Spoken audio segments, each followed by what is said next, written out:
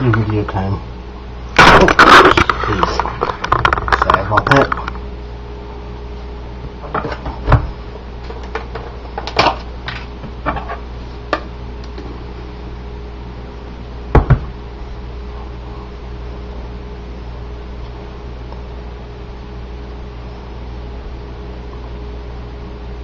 Yeah, for this, just need some bologna, some cream cheese.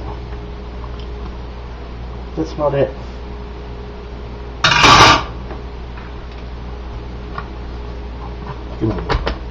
Just spread cream cheese on some bologna, and that's it.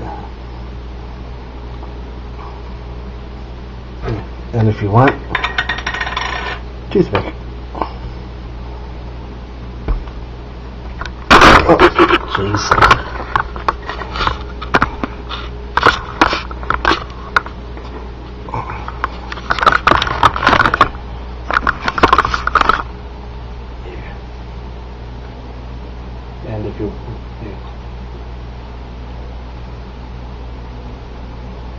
And if you want, you can cut it up if you want.